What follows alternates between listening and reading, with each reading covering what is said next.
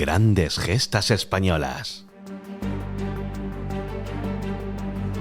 Con María Fidalgo Casares.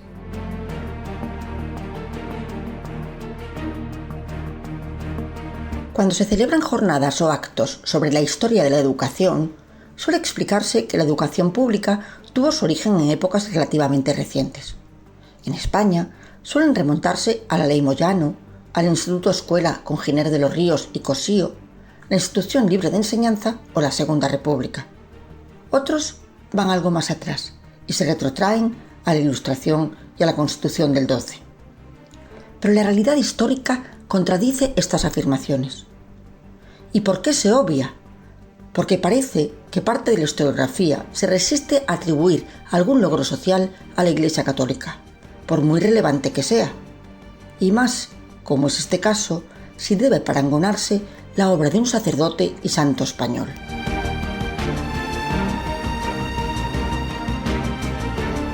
Hasta hace unas décadas su nombre era muy conocido, porque se celebraba su festividad en todos los centros de España, públicos y privados. Estamos hablando de San José de Calasanz, un aragonés que abogó por la educación pública en un tiempo en el que solo era un privilegio de pudientes.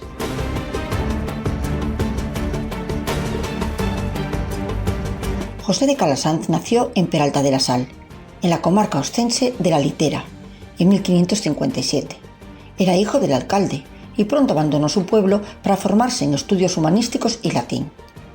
Y desde su infancia mostró un gran don de gentes y una arrebatada simpatía personal, que haría que sus compañeros lo eligieran su representante. Sintió la llamada de Dios y cursó Filosofía y Derecho Canónico en la Universidad de Lérida y Teología en la de Valencia y Alcalá de Henares, y se ordenó sacerdote. Su primer destino fue el Aseo de Urgel, una región sometida a un intenso bandolerismo, en unos años muy difíciles que configurarían su sensibilidad humanitaria ante las necesidades y carencias del pueblo llano.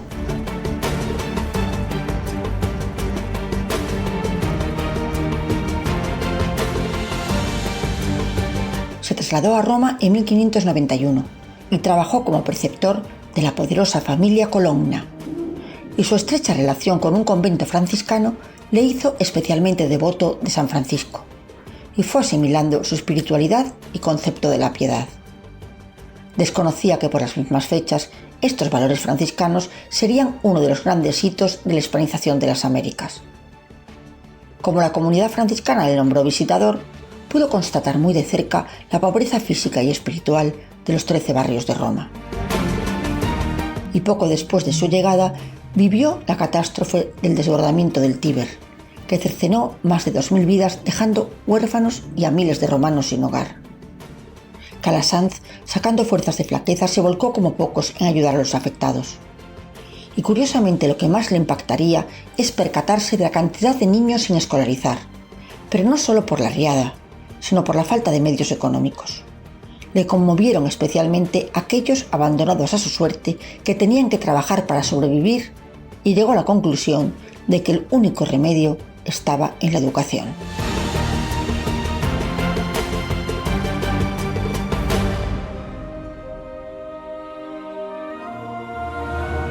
Por fin, en una visita al barrio del Trastevere, el más pobre de Roma, gestaría la idea. Pensaba que al ser una obra de misericordia le apoyarían las principales familias de Roma y la propia Iglesia. Pero esto no sucedió. Pero no se desanimó y decidió emprender la aventura en solitario. Invertiría todo su pequeño capital y en este barrio, en la vieja sacristía de Santa Dorotea, fundaría la primera escuela pública, popular y gratuita de Europa. Y decidió consagrar su vida a fundar más escuelas para los niños desfavorecidos. Y le daría un nombre que sería muy conocido posteriormente: Escuelas Pías. Era solo 1597. Compró material escolar para su alumnado más necesitado: papel, pluma, tinta y algunos libritos esenciales, y se puso manos a la obra. Y acertó de pleno con una de las medidas que emprendió: encontrar a jóvenes altruistas que compartiesen su proyecto. Su carácter apasionado y sus dotes de persuasión le hizo reclutar un grupo de jóvenes utópicos que arrimarían el hombro junto a él. Y aceptó únicamente a maestros que se entregaran con pasión y por vocación, de perspicacia e inteligencia, y buena salud, a quienes definió como idóneos cooperadores de la verdad. Y les encomendó en la búsqueda de nuevos métodos didácticos, sencillos, eficaces y en lo posible breves. Y organizó las filas. Los maestros, después de las clases, tenían que acompañar a los niños hasta las puertas de sus casas.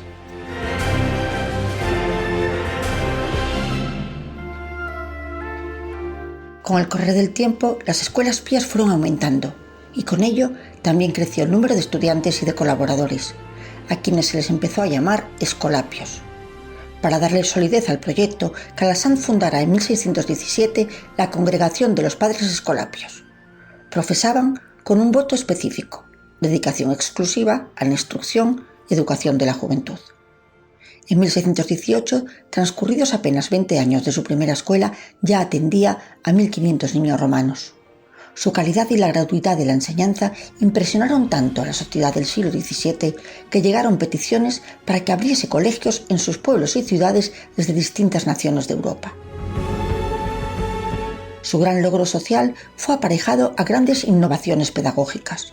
La más básica, que ha llegado hasta hoy, las aulas colectivas, porque hasta entonces la enseñanza se limitaba a las clases individuales o a pequeños grupos con un preceptor.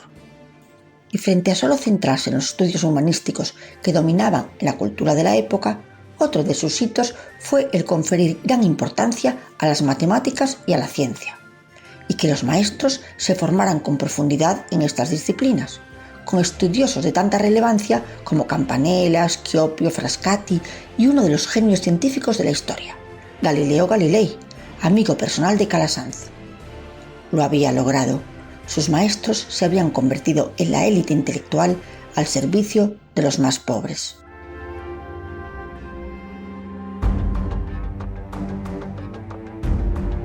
Cuando las sombras de la ortodoxia cayeron sobre estos sabios formadores, sobre todo con Galileo, continuó animando a sus maestros escolapios a seguir formándose con ellos, lo que se volvería contra el propio Calasanz y daría mecha a los enemigos de su proyecto innovador, que ya eran muchos. Y a pesar de estos ataques, Calasanz nunca abandonó a Galileo, y cuando Galileo se quedó ciego, fue cuidado por los escolapios. Calasanz fue sin duda uno de los pioneros de la pedagogía moderna, y sus contenidos fueron novedosos y a veces revolucionarios. Y aunque no teorizó sobre ello, sus conceptos sobrevuelan en sus cartas, reglamentos, constituciones, memoriales, escritos prácticos y más de 5.000 cartas. Calasanz consideraba que los libros escolares tenían que estar escritos en lengua vernácula, algo muy avanzado porque hasta entonces los libros de texto se escribían en latín. Ordenó que todo colegio tuviera su registro, fomentó el método preventivo y suavizó los castigos. Organizó y sistematizó la enseñanza escolar que comenzaba a los 6 años e iba graduada por niveles y ciclos en la enseñanza primaria. La escolarización se iniciaba en la lectura silábica, para luego leer de corrido, y cada cuatrimestre se hacía un examen general en todas las escuelas. Se superaba, se pasaba de curso. Todos los alumnos debían dominar la escritura con cuidada caligrafía y ahondar en la gramática aquellos que querían estudiar letras. Las matemáticas las orientaba sobre todo a aquellos alumnos de formación profesional. Sí, apostó también por la formación profesional, para que los niños necesitados se formaran en un trabajo especializado del que pudieran vivir con dignidad. ¿Les suena? Y estamos hablando del siglo XVI.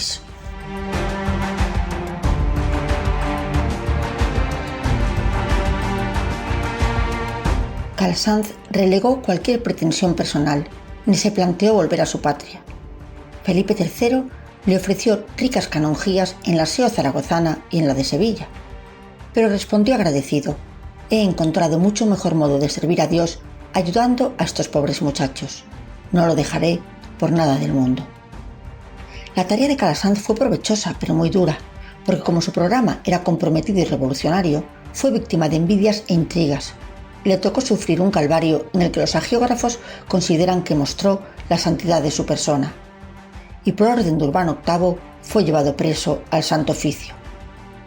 Aunque fue liberado, las hostilidades no cesaron. En 1643 fue relegado de sus funciones y en 1646 Inocencio X procedería al cierre de la orden. Y como única respuesta, Calasanz dijo: el Señor nos lo dio El Señor nos lo quitó, bendito sea su nombre. Pero no perdió la esperanza. Dejemos obrar a Dios, que todo volverá a ser perfecto y más hermoso que antes. Y Calasanz no defendió su persona, pero repetía: me acusan de cosas que no he hecho, pero yo dejo a Dios mi defensa. Y luchó con todas sus fuerzas por sus niños pobres, para que no se cerrara ningún colegio, algo que consiguió, y con el tiempo la orden se restablecería.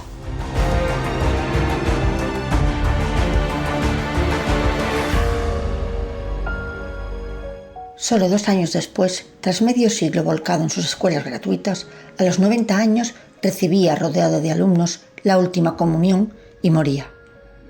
Cuando bajaron el cadáver a la iglesia, un niño lo vio y salió gritando por las callejas romanas: ¡El santo, el santo! ¡Ha muerto el santo!, porque en Roma se le conocía como el Santo Viejo. En el siglo XVIII sería beatificado por Benedicto IV, canonizado por Clemente XIII, y Pío XII lo proclamó en 1948 patrona de todas las escuelas populares cristianas del mundo.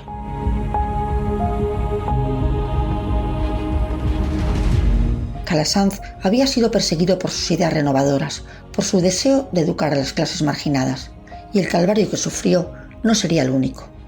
Muchos escolapios o calasancios han sufrido persecución, destierro, cárcel y penalidades, en distintas épocas y lugares, por ser fieles a su fe y a su vocación calasancia. Los calasancios alemanes fueron hostigados por los protestantes, y el primer escolapio mártir fue Tomás Sperat en 1681 en Eslovaquia. Pero el testimonio martirial escolapio más numeroso y cruel sucedió en la Guerra Civil Española, en la que, pese a su intensa labor social, serían asesinados más de 250 religiosos. Solo en la diócesis de Barcelona sufrieron el martirio 60 escolapios. El martirio también afectó a las mujeres durante la persecución religiosa de España de 1936. 8 beatas mártires de la Escuela Pía Femenina, 6 religiosas y 2 laicas exalumnas fueron fusiladas. Y en la época comunista también fueron asesinados en Polonia en la década de los 60. El último, Józef Kossowski, asesinado mientras celebraba la Eucaristía en 1964.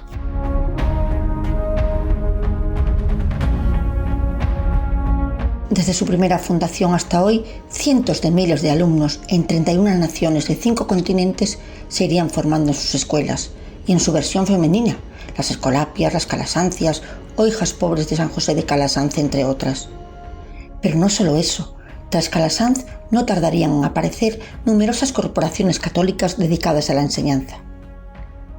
Y aunque hoy esté silenciado, curiosamente San José de Calasanz es recordado con frecuencia por los historiadores del arte. Y es que un cuadro de Goya recordó su última comunión. Y los críticos artísticos consideran que ese lienzo en el que el gran artista, normalmente descreído, muestra más que en ningún otro un vívido y sincero espíritu religioso. Calasanz aparece comulgando, demudada la faz, con la sombra de la muerte en el rostro, y sus niños junto a él. Goya le daba su sitio en la historia del arte, y la figura de San José de Calasanz alcanzaba con el lienzo vocación de eternidad.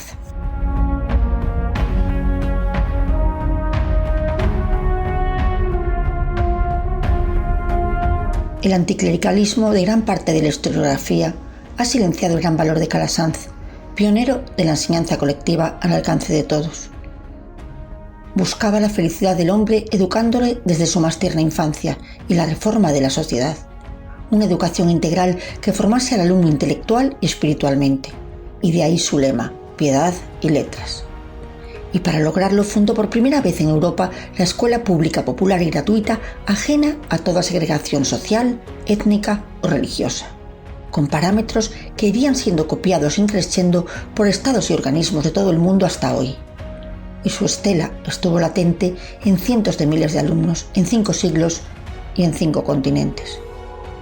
El signo de los tiempos demostraría la eficacia de la idea de Calasanz, y muchas décadas después, ministerios de fomento, instrucción pública, educación nacional de los gobiernos de los países se harían cargo de lo que se llamará enseñanza pública.